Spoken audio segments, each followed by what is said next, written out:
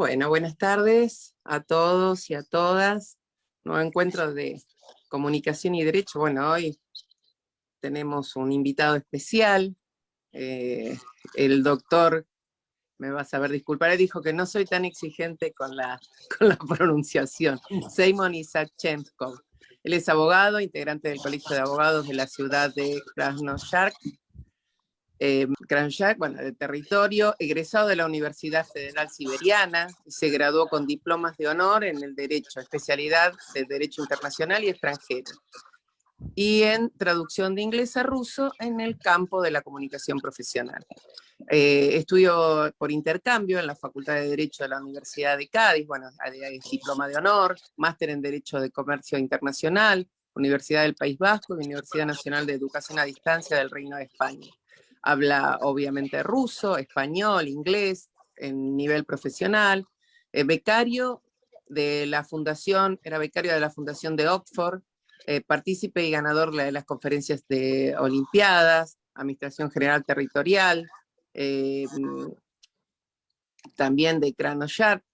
Es asesor en Valencia, que justamente el doctor nos estaba comentando, que es donde él fundamentalmente trabaja, y la entrevista la va a realizar la doctora Daniela Villar, una querida amiga, es disertante nacional e internacional, abogada laboralista. Bueno, muchas gracias, doctor Seimon, espero que lo esté pronunciando bien, y bueno, bueno, pero muchas gracias. Gracias, Dani, gracias que sos una gran luchadora, que buscas las entrevistas, bueno, te agradezco de corazón siempre ahí estando, haciendo todo lo que haces. A ustedes. Gracias. Gracias a vos, Andre, por la oportunidad. Para mí es un placer. Buenas tardes a todos. Muchas gracias al doctor Semyon Isakchenkov, que hoy nos acompaña. Y estamos todos con mucha curiosidad por conocer la vida del abogado en Rusia en primer lugar y luego en España. Así que, doctor, para nosotros va a ser un placer escucharlo y conocer todo lo que tiene para transmitirnos. Así que le damos la bienvenida y para nosotros muy buenas tardes. Para usted entiendo que ya es de noche, ¿no es cierto? Sí, ya empieza a anochecer un poco en España. Bueno, a ver, yo lo único que pasa es que, hablando de la abogacía española, como bien saben, todavía no he terminado mis estudios correspondientes, por eso claro. Hablar de la vida de un abogado español todavía es bastante precipitado para mí. Solo puedo comentar, digamos, ciertas reglas de acceso a la profesión de abogacía que existen al día de hoy, mis observaciones hacia el trabajo de mis compañeros que están participando. Bueno, pero me parece que es más interesante su vida como abogado en Rusia, ¿no? En Rusia, que es... Sí, que bueno, eso es lo que... Rusia, que llevo 4 años sin cruzar la frontera española. Yo veo a toda mi familia aquí, entonces yo, la información que voy a transmitir, claro que va a tener que ver con mi experiencia que he tenido hasta mi mudanza en el año 2018 y la realidad que yo conozco ejerciendo en el nivel internacional en los últimos, digamos, 4 años.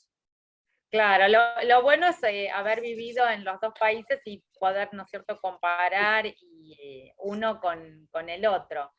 Doctor, lo que queremos preguntarle en primer lugar es una pregunta que le hacemos a todos los entrevistados, que son abogados, por supuesto. ¿Cómo se generó su vocación? ¿Por qué eligió ser abogado? ¿Por algo en particular? Vale, muchas gracias, Daniela, por la pregunta. Sinceramente, ha sido una decisión, digamos, causada por varios factores. Yo en la Facultad del Derecho estaba estudiando en la especialidad del Derecho Internacional y Extranjero, no Derecho de Extranjería. en el sentido de derecho de inmigración, sino el derecho comparativo, el derecho extranjero. Precisamente estuvimos, como yo pertenecía a un grupo donde estudiaba inglés con profundidad, pues estuvimos estudiando en el contexto comparado el derecho de los países del sistema jurídico anglosajón, Inglaterra, o sea, Reino Unido, Estados Unidos y otros países miembros de Commonwealth. Después, bueno, hemos empezado a tener la relación con España, me han mandado a estudiar por intercambio, pero a pesar de todo esto, a lo largo de mis estudios del grado, sobre todo a pesar del segundo curso, me he empezado a enamorar del derecho penal, porque me gustaba mucho la materia. Y en el tercer año académico me enamoré aún más del derecho penal procesal. Y a pesar de mis estudios internacionales e idiomas, he decidido empezar mi vida profesional desde el servicio público, en fiscalía, en concreto en la instrucción penal. Por lo cual, mis primeros años de la carrera profesional estaban dedicados a, contando el año de pasantía, 5 años estaban relacionados con aquel servicio público. Trabajaba en la fiscalía en calidad del instructor penal, en una fiscalía del distrito, y después en un cuerpo regional de investigación de asesinatos, de abusos sexuales, de banditismo y otros delitos contra la vida y salud de las personas. Pero después he decidido cambiar un poco mi vida por las siguientes razones. Lo que pasa es que en Rusia el servicio público en el ámbito de esas administraciones no tiene tanto prestigio, no tiene, digamos, tantas perspectivas buenas como el mismo servicio y la vida de los mismos funcionarios en Europa. En primer lugar, digamos, la función de la instrucción pertenece a los poderes ejecutivos, que no llevan las togas, en comparación con España, que llevan el uniforme, las sombreras y con los rangos militarizados. El sistema está bastante burocratizado y el instructor penal, a pesar de ejercer las mismas facultades que el señor juez instructor en España, pues tiene menos independencia. No diría que tenga mal sueldo, claro, es un funcionario, es un puesto para los funcionarios jóvenes, que tienen muchísimos funcionarios de alto nivel por encima de ellos. Eso ha sido mi primer paso profesional. Y claro, en este caso, al funcionario de este tipo le toca trabajar, digamos, 14 horas al día cobrando por 8. Y aún teniendo las perspectivas de ocupar en el futuro un puesto más alto, más prestigioso, toca puramente vivir en el trabajo. Y por lo cual este trabajo es bueno para empezar la vida profesional, para ganar la primera experiencia. Es más fácil conseguirlo, porque para los funcionarios de los poderes ejecutivos, los exámenes son más fáciles que aquí, por ejemplo, en España, para los mismos funcionarios, porque ellos ya pertenecen al sistema judicial. Aquí, para conseguir el puesto de juez inspector, hay que estudiar un montón, me refiero a los exámenes y las oposiciones, hay que estudiar un montón y la gente tarda años para conseguirlo. Ahí hay una oposición muy fácil. Entonces, yo he decidido cambiar algo en mi vida porque yo, tras 4 años de mi ejercicio como funcionario, estaba bastante cansado de vivir en el trabajo, de que se tarde con mis vacaciones, de que yo cobre por 8 horas trabajando 14. Entonces, he decidido cambiar algo en mi vida. Y claro, como estaba, gracias a mis previos estudios internacionales, a los idiomas, viajando por España, por Europa, antes de pasar de los estudios por intercambio, de los que hace constar en mi página web, en la Universidad de Cádiz, pues he decidido cambiar, digamos, vincular mi vida con España y tener las posibilidades de desarrollarme más, internacionalizarme, no estar tan atado a cierto sitio. Y en esas circunstancias, la profesión de abogado me ha parecido más apropiada para esto, porque, bueno, si yo sabía según mi especialidad, el derecho internacional, sabía idiomas, tenía los vínculos con España, las amistades, contactos profesionales, pues he decidido crecer profesionalmente hacia este ámbito. Y por eso Claro, sacar el título de abogado para poder, digamos, empezar a desarrollarme en el contexto internacional desde mi país, porque ha sido mi país de origen, porque ahí yo he obtenido la experiencia necesaria, los contactos profesionales, la base para la futura clientela, y mientras ejerciendo, dando mis primeros pasos como abogado, ir estudiando el derecho español para poder inmigrar en el futuro a España, porque ya he empezado a estar más obsesionado por España. Siempre, sinceramente, ya ha pasado, digamos, la primera invasión por parte de nuestro país hacia Ucrania, se empezaron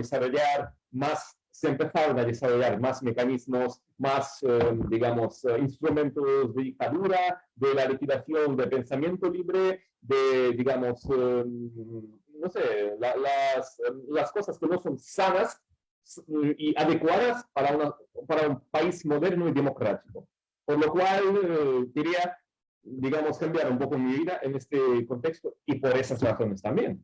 Entonces, eso ha sido la razón por la cual yo había elegido la profesión de abogado. Nunca he sido obsesionado por participación en los procesos judiciales. Lo he hecho trabajando en Rusia, pero no era por eso, porque mucha gente tiene la romántica hacia los juicios. Yo no. A ver, a mí me gusta, me ha empezado a gustar cuando yo empecé a hacerlo, pero no era por eso, ¿verdad? Precisamente por la combinación de muchas circunstancias de mi vida y por, digamos, formulación de cierta conclusión hacia la profesión más apropiada para mi futuro.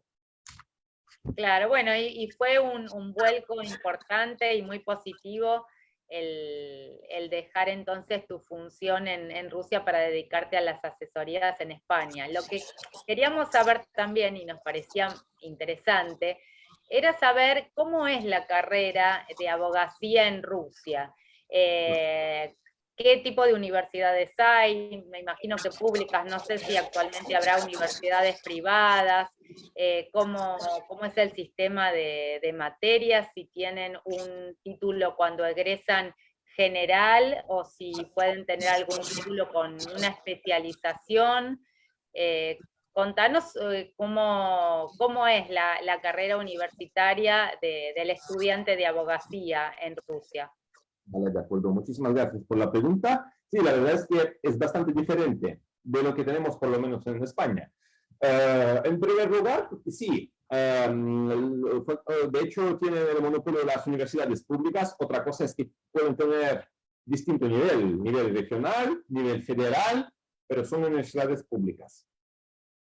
Claro que hay dos formas de estudios, o forma gratuita para los estudiantes que pasan los exámenes después de terminar el colegio con buenas notas y llegan a cierto punto, digamos, a punto mínimo de acceso a la forma gratuita. Y entonces, por encima, a lo largo de sus estudios, van cobrando la beca, diferenciándose la beca en función de las notas que sacan.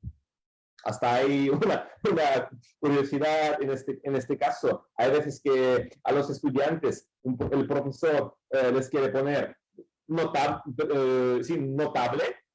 y no les viene bien porque notable quiere decir la reducción de la beca por lo menos en 50%.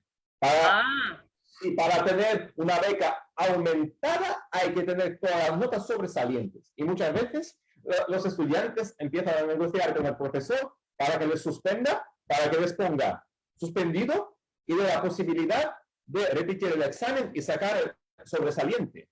Claro. Sí, porque si sacan si son 5 exámenes y tienen 4 sobresalientes y uno notable, pues pierden el 50% de la cuota de aumento de su beca. Entonces no les conviene, prefieren que les suspendan, que les den 5 días para recuperación, porque claro, el examen de recuperación se realiza en 5 días. El tercer examen ya es otra historia, ya es para los estudiantes con problemas, pero en este caso, pues, va así, es un buen sistema de estimulación. Eso sí que ha sido un mérito bastante significativo de nuestro Estado. Es que la función de educación está en las manos de los funcionarios de otro nivel, de los funcionarios que piensan, de los funcionarios que tienen su... Claro que esa gente no puede cambiar las cosas principales en el país, pero por lo menos van manteniendo esa función muy importante de la formación de la generación joven. Y lo que me da, sinceramente, buenas esperanzas para el futuro. ¿Me entendéis a lo que me refiero? Y bueno, en cuanto a los estudios precisamente de abogacía, no existen los estudios especializados para abogacía. Existe un grado, bueno, antes se llamaba licenciatura de 5 años, ahora existe un grado de 4 años, según el convenio de Bolonia, o la situación geopolítica decía que Rusia va a dejar de ser Estado miembro del convenio de Bolonia. Siendo sincero, no he sido muy pendiente de esas negociaciones porque no me ha dado tiempo. Pero bueno, yo me estoy refiriendo a la información más actualizada que yo tengo, que ha tenido lugar desde el año 2006 hasta 2022, por lo menos. Entonces, estudios de grado, antes se llamaban los estudios de licenciatura. Licenciatura se quitó totalmente como hace posiblemente 5 años o 4 años. Después, una vez terminados los estudios del grado, para tener su currículum académico más perfeccionado, para un estudiante es recomendable hacer un máster, que puede durar entre 1 y 2 años. Los másteres oficiales en Rusia no existen, solo másteres propios de cada universidad. Y no existe un máster de acceso a la abogacía como en España. Entonces, cualquier máster y esos másteres propios pueden ser relacionados con los contenidos de ciertas materias de derecho, o bien muy especializados, o bien bastante genéricos. Para que tengan una idea, en mi universidad, el máster más o menos relacionado especialmente con la actividad de abogacía se llama máster se llama máster, entre comillas, como el nombre, abogado en proceso judicial. Así se llama el máster. Pero no quiere decir que dé acceso a la actividad de abogado este máster. Solo le da al estudiante los conocimientos que corresponden a la actividad del abogado en el proceso judicial de manera más extensa y le da, digamos, el aumento de nivel de su currículum académico, porque ya es mucho mejor tener grado y un máster terminado en lugar de tener solo un grado. Ahora bien,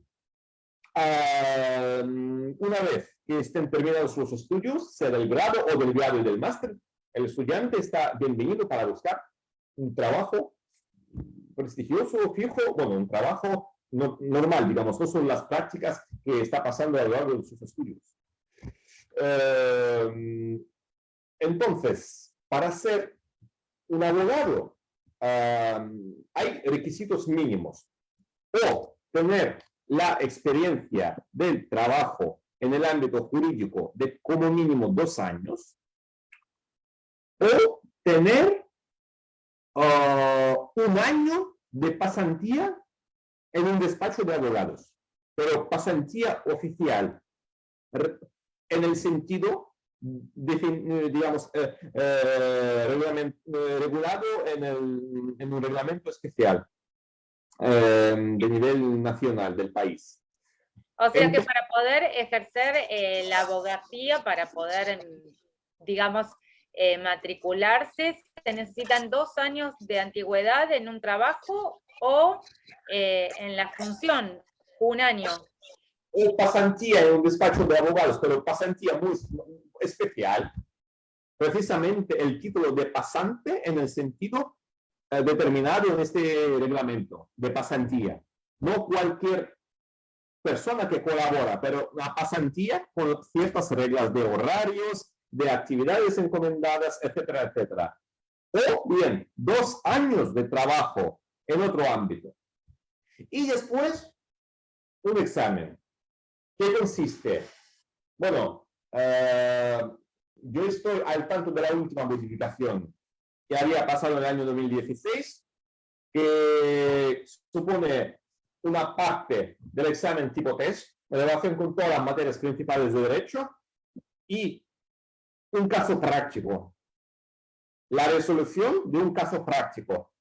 Cuando estaba yo colegiándome, hubo un poco diferente, era un poco diferente la forma. Era un caso práctico y una vez resuelto el caso práctico con la nota positiva, pues un examen teórico, pero todo en el mismo día, un examen teórico. Ahora el examen teórico no existe, solo tipo test y caso práctico, pero es un examen. Y el examen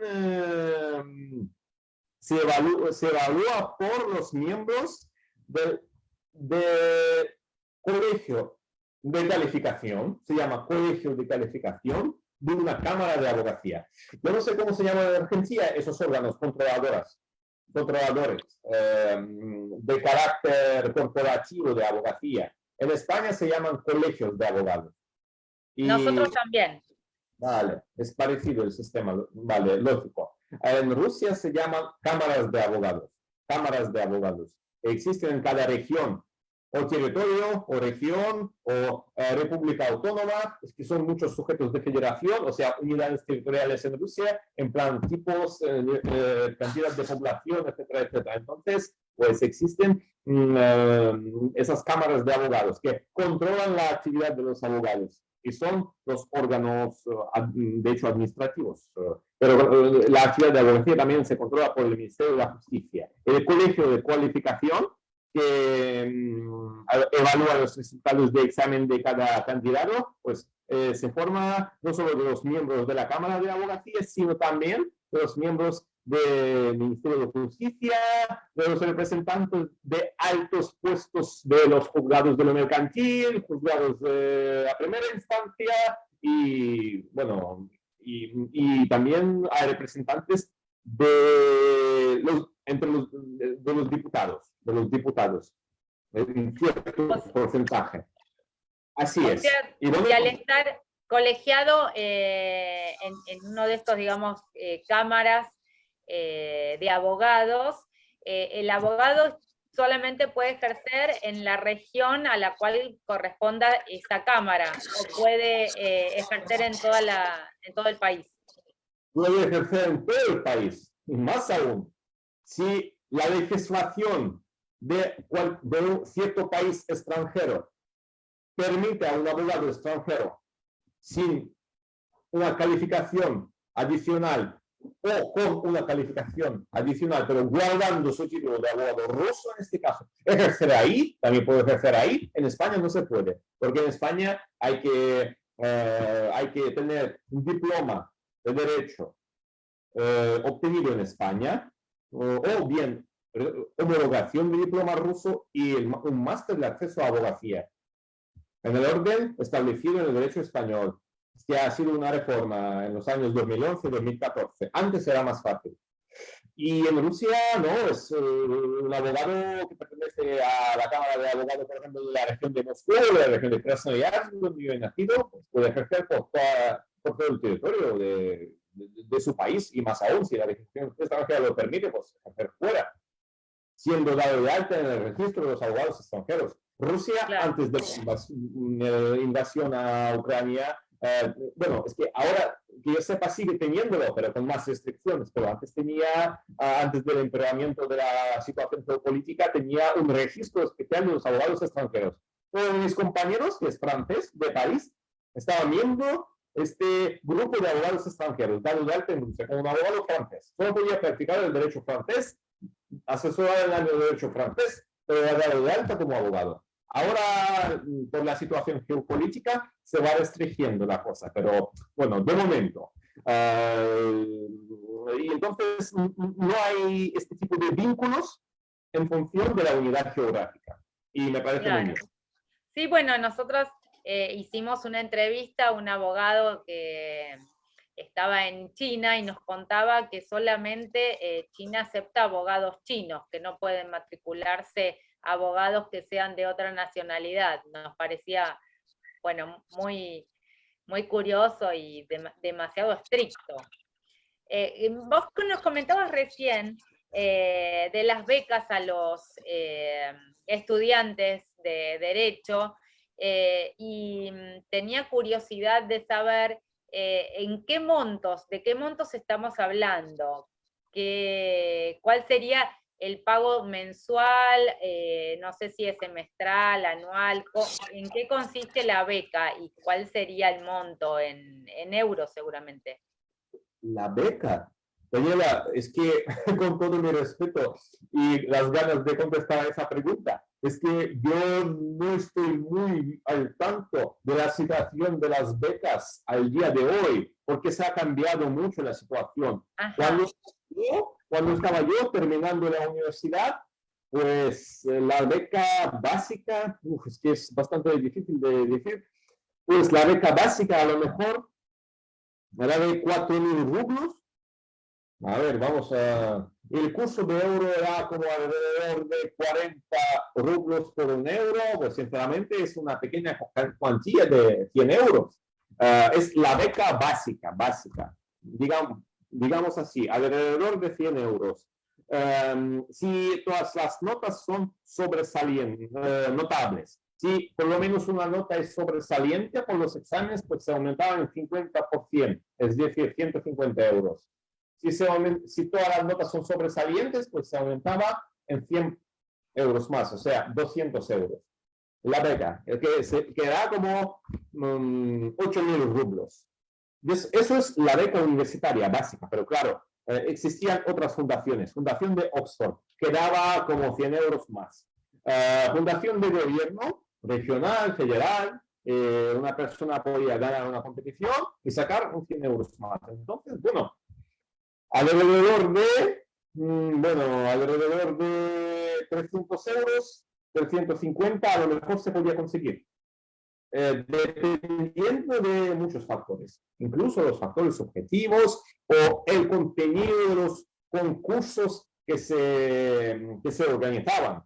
Había concursos científicos, había concursos relacionados con las actividades de anexo, que no eran, digamos, que no estaban muy relacionados con las actividades del derecho, pero yo qué sé, por ejemplo, actividades sociales, participación en ciertas organizaciones de voluntarismo, etcétera, etcétera. Entonces, bueno, yo diría que un estudiante con todas las notas sobresalientes, con participación en ciertas organizaciones sociales, o en el ámbito jurídico mejor, porque eso aparte de aumento de la beca da más experiencia, pues podría ganar como alrededor de 300-350 euros. Pero participando más aún. Yo, por ejemplo, nunca me gustaba participar digamos, en las organizaciones, en los clubs del ámbito político. Me gustaba pasar la pasantía en una fiscalía, aprender las cosas, practicar en el Comité de Derechos Humanos, todo lo que tengo, la experiencia que tengo indicada en mi página web, algo que me ayudaba a aprender las cosas que iba estudiando. O sea, yo empecé mi actividad práctica con 19 años y hay posibilidades en Rusia para eso, por lo cual yo valoro mucho el sistema de educación en este plan. Pero la beca, ya tal y como he dicho, yo he visto cierto desarrollo, el aumento, la dinámica bastante buena en este periodo, entre el año 2007, cuando yo entré en la universidad, hasta el año 2012, cuando yo terminé mis carreras. Ahora, bueno, sé que hasta el año 2021, hasta el 24 de febrero del año 2022, la situación había sido aún mejor, porque había incluso la extensión de ciertos programas de Erasmus o de otro tipo parecido, de otro nombre, pero del tipo parecido, de fundaciones europeas que estimulaban a los estudiantes a estudiar en el extranjero, más fundaciones, etcétera, etcétera. Es que ahora, como la colaboración científica está menos desarrollada por la situación geopolítica, pero a lo mejor en el nivel estatal siguen financiando a los estudiantes, que no lo puedo descartar, porque el Ministerio de Educación hace lo que dependa de aquel para mantener la vida digna de los estudiantes, por lo cual yo ya le digo que yo estos órganos administrativos no tengo por qué criticarlo. Claro que tienen presupuesto limitado por razones objetivas, pero sí que se va estimulando. Pero, repito, la situación actual desconozco porque no hablo mucho, es que no suelo hablar mucho con los estudiantes de estos temas, y tampoco conozco muchos estudiantes que están estudiando ahora. Normalmente mis contactos con los que mantengo la relación ya son de la gente que ya, o de mi edad, o de un poco más joven, digo, más o menos de 5 años de la diferencia, o hacia la edad más mayor o hacia la edad más joven, pero todos ya han terminado sus carreras, por lo cual no lo puedo decir. Pero bueno, la situación más actualizada posible, espero que le haya podido. No, fue fantástico, la verdad, fantástica la explicación. Justamente, Daniela, vos estabas hablando que habíamos hablado con otro doctor muy simpaticísimo, ¿cómo se llama esta? De Italia, que él comentaba, que él comentaba cómo eran los aportes que ellos hacían anualmente o mensualmente, y después la jubilación que iban a tener como abogados, y él comentaba que era una jubilación muy pobre, que era una jubilación que no llegaba a $600, que lamentablemente mensual, por ahí en España es un poquito mejor, pero hablaba Vale, pero que más o menos depositaba $5.000 al año, y la jubilación era entre 600 y 800, una cosa así. Vale, vale. No pero, sé. Disculpa, Andrea, por lo que tengo entendido, ya hemos cambiado el tema, porque Daniela me ha preguntado de las becas. Claro, pero fundamentalmente usted explicó perfecto, doctor, lo explicó perfecto, pero usted dice, yo tengo la relación con gente de mi edad, no con chicos que están en la beca. Yo ya estudié, hice todo, me recibí, la verdad un genio de cuadro de honor, pero a veces nosotros con Daniela vamos entrevistando a todas las personas en el mundo, porque a veces como que nuestra profesión tiene una crisis, estamos pasando por una crisis, la profesión de abogado, y no solamente de Argentina, que vemos que tenemos una crisis, pero lo vemos en sí en todo el mundo, justamente con este abogado italiano divino que nos comentó, que uno a veces dice, bueno, Italia está bien, y no, él nos dice que no, que había problemas, justamente que por ahí ese abogado que muere litigando, pero no es porque quiere, porque no le alcanza la jubilación, como que realmente después no es por ahí en Europa es distinto y tienen una mejor jubilación, que realmente uno puede estar sin trabajar. Eso es más o menos lo que queríamos saber.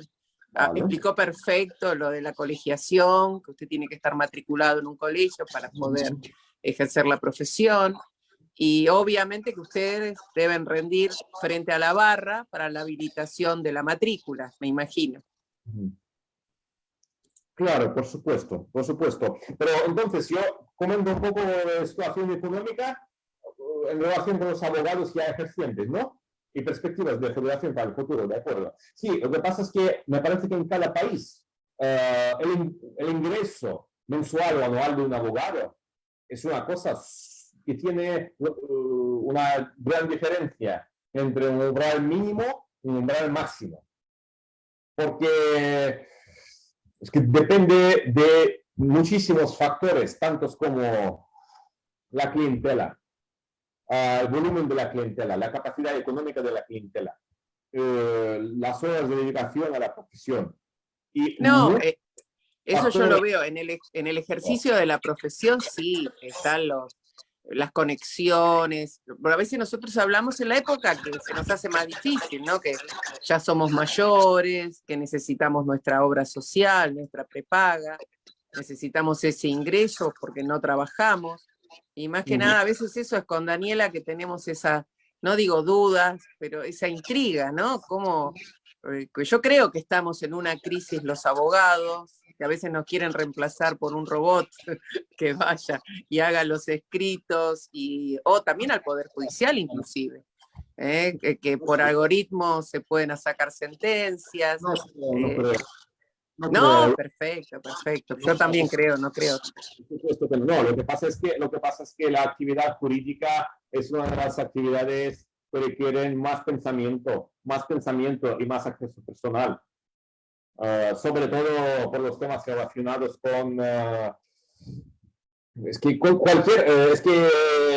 el derecho conlleva muchas cosas y me cuesta imaginar cómo se puede habilitar un programa para cada situación. Y aún teniendo esa posibilidad, los programadores no van a poder programar sin intervención de los abogados. Porque, ¿qué es un programa? Yo también he estudiado la informática en la escuela. Cualquier programa consiste en los algoritmos. Y los algoritmos consisten entre tres elementos.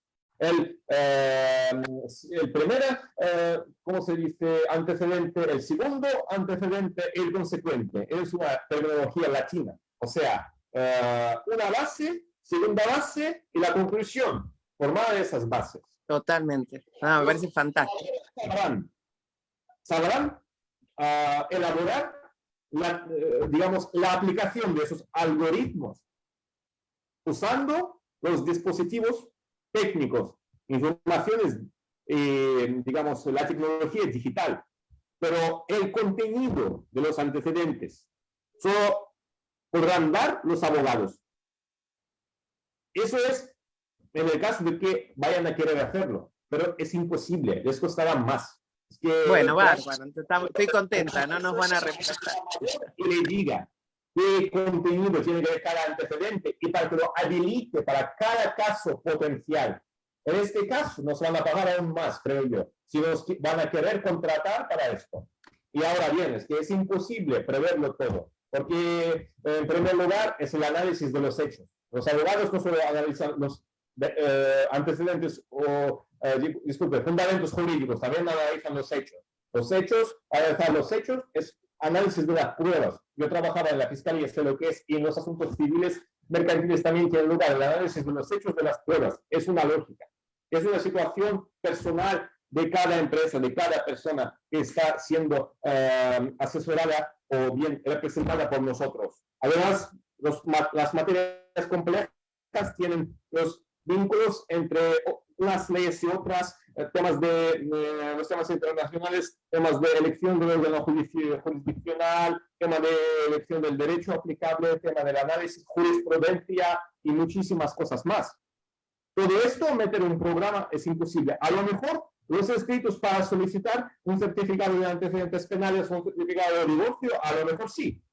Pero van a necesitar los gestores, como existen ahora en España. Gestores, asesores, que lo solicitan, digo, con la administración. No hace falta contratar a un abogado que vaya un traje por poder representar los intereses ante una administración, que por supuesto va a cobrar más.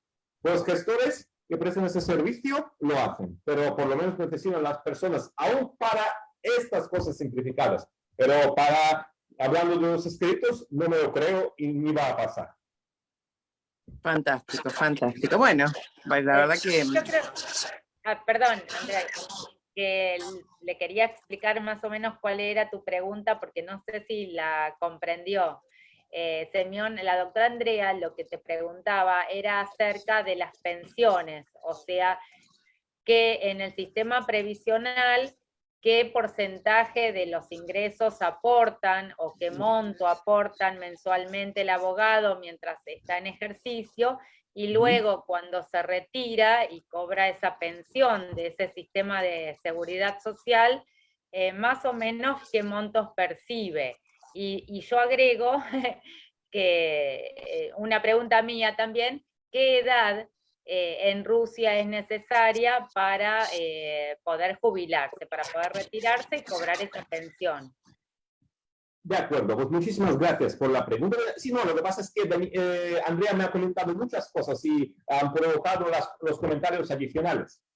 Entonces, claro, lo que estaba hablando de la crisis de profesión, la crisis de profesión está causada a lo mejor por la situación económica mundial en general, pero son ciclos que primero pasan, digamos, pasa un aumento, pasa una bajada, aumento, bajada, eso es otra historia, eso pasará. Y bueno, volviéndose a la pregunta nuclear, en cuanto a las pensiones, sinceramente, la profesión de los abogados no figura entre las profesiones que conllevan las pensiones aumentadas. En Rusia la pensión mínima es bastante baja, lo que me parece una vergüenza total para un país que mayor cantidad de los recursos naturales tiene. Una mezcla de dictadura y oligarquía no lleva a los buenos resultados, lamentablemente. Y me parece una vergüenza, en cuanto yo he hablado muy bien de nuestro sistema de educación y sigo siendo muy orgulloso de aquella, igual que de la música, del arte, de nuestro siglo de oro, del siglo XIX. Pero el sistema de las pensiones es una gran vergüenza. Y claro, una pensión mínima, es que yo no soy experto en de la seguridad social, pero será alrededor de 200 euros.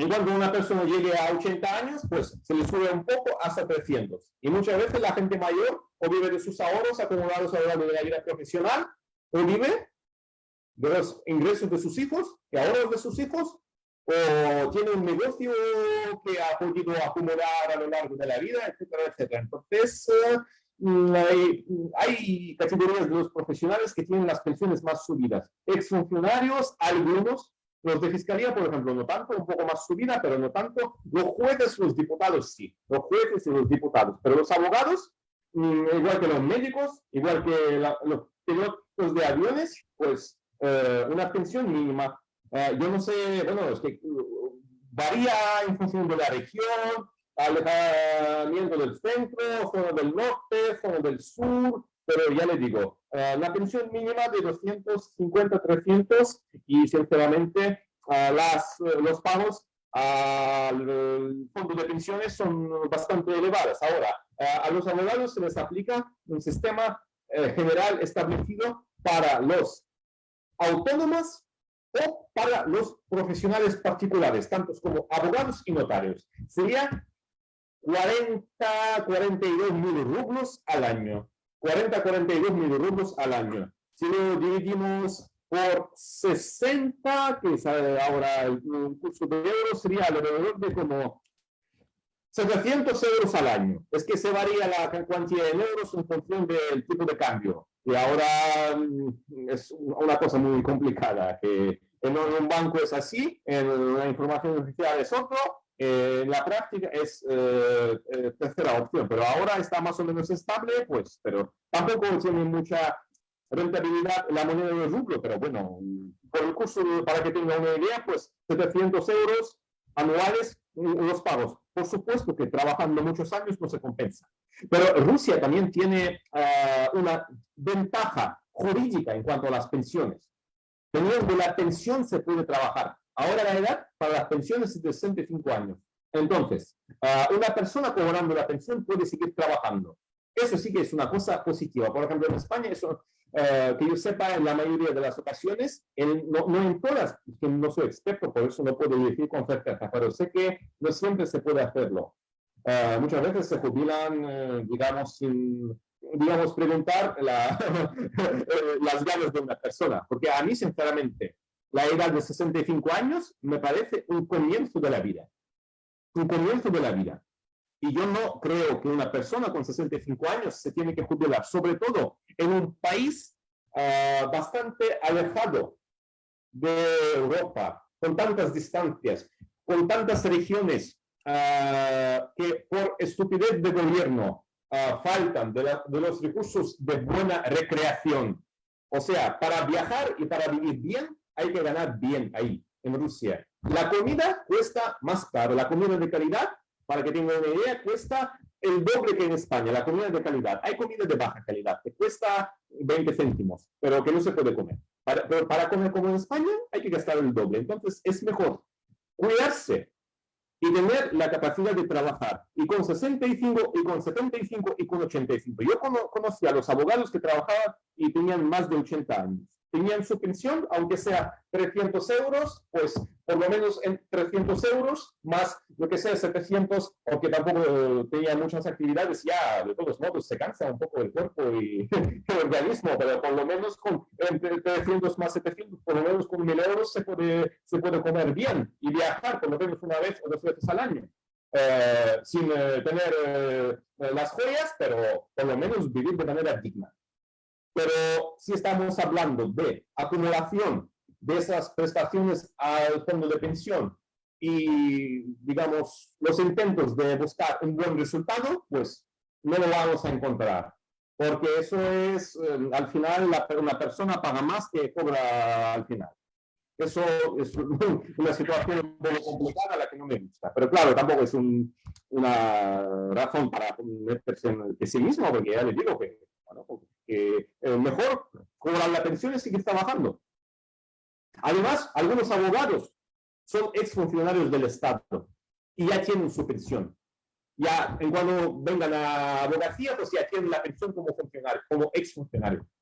Yo, sinceramente, yo si hubiera trabajado en el norte, al norte, donde no hay coches, solo estos animales, ¿cómo se llaman? Con los cuernos grandes, venados o caballos. La costa del Mar del Norte. Si hubiera ido a trabajar ahí de funcionario, hubiera trabajado 10 años, me jubilaría ahora. Tengo 32, si hubiera ido a trabajar ahí con 22, pues ya me jubilaría. Y tendría yo, en este caso, alrededor de 500 euros de ingresos. Pero claro, 10 años en el norte. Tampoco convenía. Tenía otros planes para mi vida. Pero entonces, con 32 se puede jubilar. Pero digo, tener la pensión, no digo jubilar, retirarse, claro que la vida sigue, pero tener por lo menos la pensión y ya estar trabajando y dedicándose a otras cosas. Eso sí que es una cosa positiva, pero vuelvo a repetir. Pagando las prestaciones por la actividad de abogacía al fondo de pensión, no se puede sacar una pensión digna y retirarse con 65 años, porque se quedará una persona sin nada. Claro, es tremendo. No, bueno, no es que se va a quedar sin nada, digo, que no va a cobrar. Menos mal que en Argentina nosotros estamos bien. No, mentira, estamos mal, muy mal estamos en Argentina. Lamentablemente en Argentina el ingreso, estamos hablando de una jubilación de 70.000 pesos. ¿Cuánto vendría a ser en dólares, Dani? 70 serían 200 dólares. Sí. 200 dólares, sí. Esa es la jubilación que tenemos nosotros. Sí, la verdad que es triste, y porque a veces también es de acuerdo a veces lo que uno aporta, ¿no? Pero bueno, sí, nosotros lo que ha ocurrido acá en Argentina es que terminaban muriendo en las audiencias, como dice usted, doctor, más o menos 80 años, por eso le decían... Un placer, porque no, ya le digo que en Argentina a lo mejor tiene, yo creo que en Argentina por lo menos tenéis menos gastos para el viaje. En Rusia, imagínense, cruzar de la parte del este. Claro, sí. Nosotros, yo nací en la región de los lagos tremendos. Sí. Las vacaciones y todo esto, lo que pasa es que la infraestructura no se está manteniendo en buen estado. Para tener las vacaciones de calidad, tienes que viajar, y mejor hacia afuera, porque el Mar Negro tampoco está tan desarrollado según el punto de vista de la infraestructura. La comida más cara de menos calidad. Las playas peor cuidados. Cuando dice la comida más cara y cuando habla de la mala calidad, es como cuando uno va a Estados Unidos y come en McDonald's, que es barato, pero es malo. No, bueno, es que en Estados Unidos de todos modos tienen más variedades, y tienen los pagos más dignos, que yo sepa, porque yo he hablado un poco... No, sí, los pagos son más dignos, pero la comida cuando usted dice de mala calidad, para acá los oyentes, hay alguno que me está preguntando qué es de mala calidad, ¿qué vendría a ser de mala calidad? Le explico. En la Unión Soviética, las condiciones ecológicas de industria de los metales, de otras materias que se reproducen de los metales, que la US será un gigante industrial, pero las condiciones ecológicas habían sido del nivel del siglo XII, por no decir siglo XII antes del nacimiento de Cristo. Por lo cual, lamentablemente, en algunas regiones habían pasado las catástrofes que han provocado la extinción de la radiación. La ciudad de Chelyabinsk, no Chernóbil, que es Ucrania, cerca, bueno, hacia Bielorrusia. La ciudad de Chelyabinsk. Sí, Chernobyl, sí, correcto. Había tenido unos cuantos catástrofes de radiación. Y al lado de aquella ciudad, pues hay campos donde se cultiva el trigo. Este trigo en los supermercados cuesta alrededor de 30, 40 céntimos por una bolsilla. Súper barato. Pero es que no se puede comerlo. Entonces, claro, nos toca... Ah, por favor, terrible. Claro, Ahora entiendo, como usted dice, de mala calidad. Yo pensaba que era no radioactivo. Italiana, la barbilla, el gallo, pero aquí en España, una bolsita de gallo o fideos de gallo me va a costar 90 céntimos, 1 euro, por ahí 2, 3 euros. Eso es la cuestión. Yo me refiero a eso, no me refiero a fast food, no me refiero a la comida rápida. Y, por cierto, McDonald's yo diría que no es un sitio más barato. Que hay comedores, hay cafeterías pequeñas, incluso una comida más casera y más buena y más barata. Hablando de las redes de alimentación, a lo mejor no están tan malas, porque si hay suministradores del campo, pues se apaña. Pero en el central, para la población, en un supermercado, cuesta más encontrar, hay que ser más selectivo, hay que ganar más tiempo, hay que pasar por más supers, hay que desplazarse a más distancia, o hay que ir, por ejemplo, a la esquina donde, por ejemplo, cada sábado vienen los abuelitos y abuelitas del campo, traen la carne del campo y lo venden en negro. En los años 90 por lo menos existían los mercados controlados. Ahora no. Vienen y venden en negro. Entonces, todo esto me refería más a este tipo de cosas, a la alimentación cotidiana. Y por eso, claro, un kilo de pescado cuesta el doble que en España. Un pescado bueno, pero un pescado del río ha contaminado hasta la última gota, pues yo no lo voy a comer. No, impresionante. Gracias por la descripción, porque lo que me están mandando mensajes era cuando el doctor dice que la comida es mala, era como los fast food, pero muy bien que usted me lo explicó, que nada que ver, es contaminada, es terrible, terrible. Toca comprar a los países o a los productores camperos que son más pequeños, conocidos, o la gente de confianza que vienen del campo. Entonces se puede vivir, en lugar de gastar a las cosas menos importantes, se puede conseguirlo. Pero digo que cuesta más. Y Sí. Además, lo que a mí me molesta es que el hecho de que esos problemas hayan sido causados por una mera estupidez, pereza, la falta de conciencia y vergüenza. Hay problemas objetivos que vienen por las causas objetivas. Este problema no es objetivo. Rusia tiene no tiene buenos recursos tiene perfectos recursos de agricultura. Que cultivamos todo, salvo las frutas y verduras tropicales. En mi región, que tiene el clima continental, por supuesto, se suele nevar un poco en el invierno, pero se cultivan las sandías. Ahora es la temporada de las sandías, pero hay poca gente, incluso entre los dueños de los campos y las granjas, hay personas que usan nitrato para vender más, para mejorar el sabor. Hasta entre esas personas que tienen que ser ejemplo. Hay gente sin vergüenza, entonces hay que conocer gente, además, conocer la empresa con la que tú cuentas. Entonces, falta de conciencia y vergüenza. Pero en principio es la consecuencia de revolución. Lo que yo veo es el enojo que tiene usted.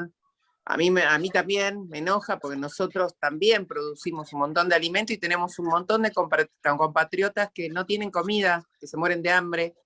Yo vivo en una zona acá en Capital, en Recoleta, y a veces voy caminando y hay gente que vive adentro del tacho de basura.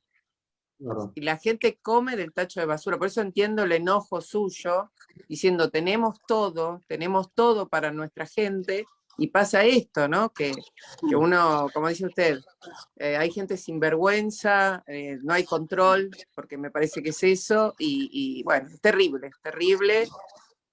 Este problema de la gente viviendo en la calle, afortunadamente, en Rusia no es tan frecuente. O sea, la posibilidad de conseguir un trabajo, aunque esté mal pagado, pero conseguir un trabajo, una vivienda pequeña y baratita, sí que existen. Yo no diría que la gente se va a la calle, pues la gente siendo normal y teniendo la capacidad y valiendo para algo, va a ir a la calle. Normalmente las personas que viven en la calle son los adictos hacia el alcohol o las drogas. Y hay algunos de esas personas que lo quieren, que no tienen ninguna responsabilidades. Es que no viven en la calle, que cuando empieza a hacer más frío se bajan en las tuberías por debajo de la tierra. Las canalizaciones, sistemas de calefacción central y ahí dentro en la playa. Pero claro, normalmente son las personas con malas adicciones, que no tienen ninguna responsabilidad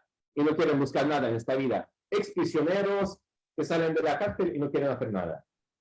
No, y por ahí nadie les da trabajo, porque son exprisioneros, por ahí nadie les da trabajo, ¿no? Están estigmatizados. Hay trabajo en negro. Yo no diría que el tema del desempleo, claro, hay menos trabajo digno, pero un trabajo por lo menos en negro para tener lo mínimo se puede conseguir. Calidad de la vida no, pero algo para mantenimiento mínimo se puede conseguir. Yo creo que pero claro, está estudiado. Sí, una persona que vale para una cosa y quedar a la calle es bastante raro. Sí, lo que pasa es que está estudiado que si alguien, primero por las adicciones, y después está mucho tiempo viviendo en la calle, o sea, salud mental no vas a tener, lamentablemente, que eso es lo que a veces uno no ayuda, o el Estado tampoco no ayuda para esa salud mental, ¿no? Porque esa gente abandonada, la verdad que es muy, muy triste, y realmente es increíble que estoy hablando con un abogado que está en España, que me cuenta y que compartimos realidades, doctor. Qué triste, porque a veces uno dice, bueno, en algún lugar está mejor la gente, en algún lugar pueden vivir mejor. Uno piensa en Rusia, dice, bueno, que es un buen país, que hay gente, y es otra realidad, lo mismo que pasa con Argentina, ¿no? Que en un momento estábamos tan bien, ¿no, Dani? Y ahora vemos a nuestros compatriotas con hambre. Está bien, por ahí adicciones, pero también es salud mental. Es triste también. A veces uno quiere evadir eso y no hay contención, porque es muy injusto. Por ahí nosotros nacimos en familias que nos ayudan, que nos contienen, y otras personas nacen en lugares donde no tienen una contención. Entonces, es triste y uno es afortunado que ha tenido eso, ¿no? Que ha tenido esa contención, ese cuidado.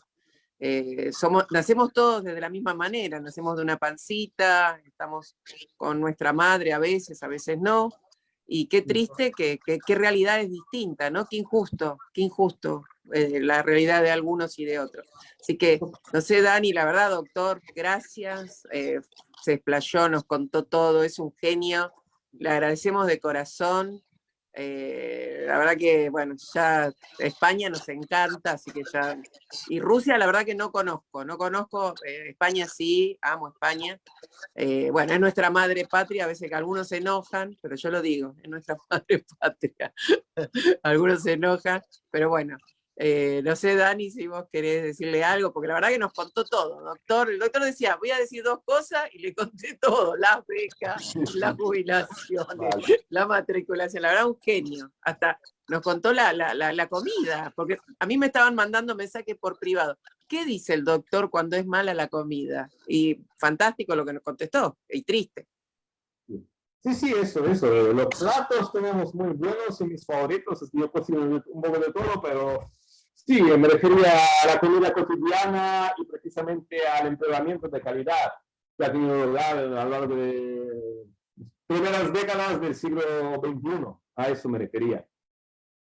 Sí, no, realmente es súper interesante e increíble. O sea, nunca me imaginé cuando le preguntamos acerca de la comida de baja calidad, que se refería justamente a la materia prima contaminada. Es increíble. Y también me llamó mucho la atención esto que contaba, que en el norte del país, y yo me imagino que es por las condiciones de clima, ¿no es cierto?, las condiciones adversas del clima en el norte de Rusia, que se retiran a los 32 años. ¿Entendí bien?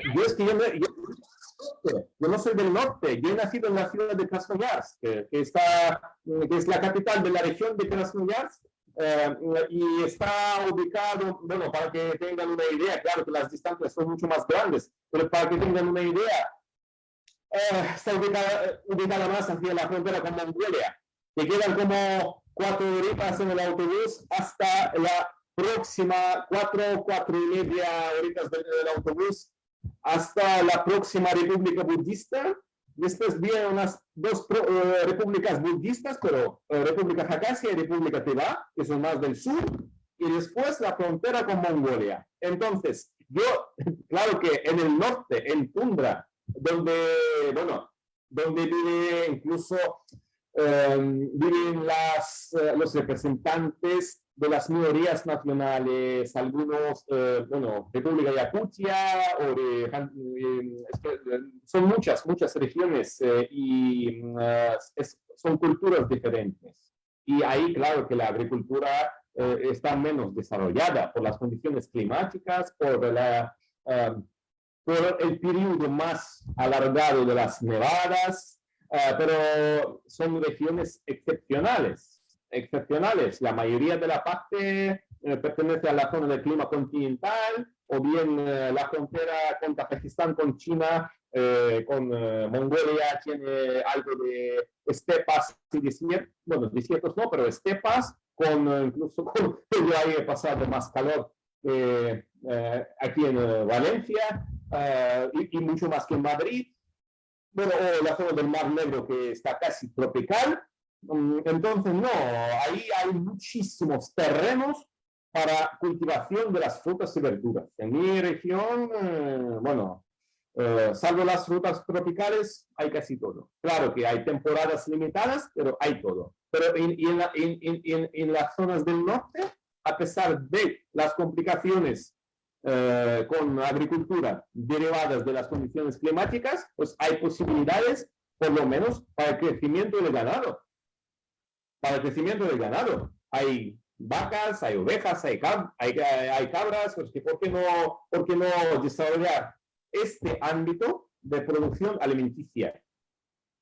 Totalmente. Qué injusticia también cuando usted habla de la carne artificial, teniendo tantos terrenos. Si no hay verduras, pues producir la carne. En el norte hay un montón de pescado. ¿Para qué tantísima basura en los ríos?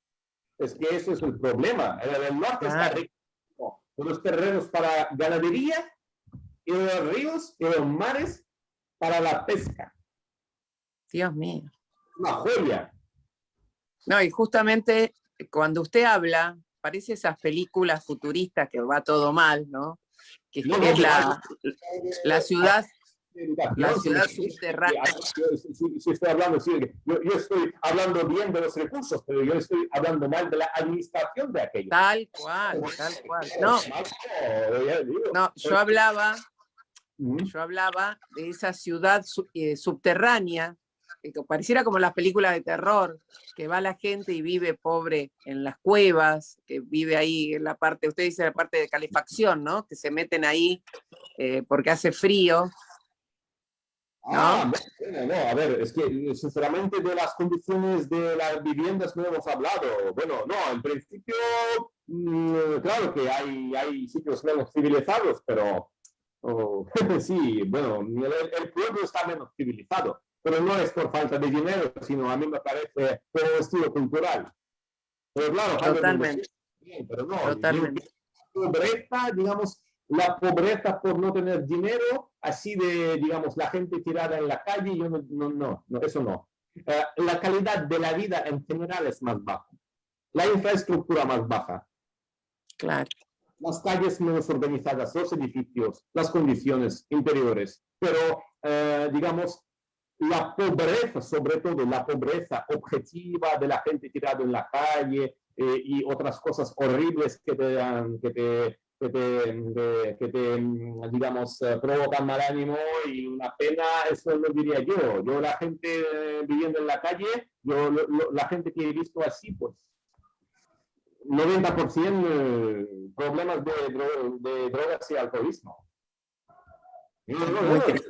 La gente viviendo en su casa en un pueblo, la casa sin calefacción central, pero claro, teniendo otros sistemas de carbón, de otras cosas, pero yo eso no iba a criticar, sinceramente. Eso no, sí, la aldea, el pueblo del campo menos civilizado. Pero yo no lo pondría como un problema para criticar que hay problemas, que hay otras cosas que hay que arreglar primero. Claro, más Totalmente. importante, sí. Cuestiones estructurales. Bueno, doctor, la verdad nos ha dado un pantallazo espectacular. Hemos hablado de un montón de temas. Le agradecemos muchísimo. Ya creo que es un poco tarde, no queremos quitarle más tiempo. Muchísimas gracias por habernos acompañado hoy, por habernos contado todas estas historias que nos contó, darnos a conocer cuestiones que nosotros no conocíamos. Le agradezco muchísimo y bueno, nos encontraremos en otra oportunidad. La dejo a la doctora Andrea para que también se pueda despedir. No sé si el doctor quería decir algo, doctor, para cerrar. Bueno, en principio solo quiero decir que ha sido un gran placer para mí, estimadas colegas, y para cualquier cosa que necesiten me tienen. Espero que vayamos a tener la fructífera colaboración en el desarrollo de nuestras actividades, sobre todo en el contexto internacional. Y bueno, os deseo muy feliz tarde y, digamos, la prosperidad para el futuro. Mil gracias por tanta generosidad. Un cariño grande, nos vemos pronto y bueno, seguro que lo vamos a estar molestando. Gracias. Muchas gracias, hasta pronto. Hasta luego.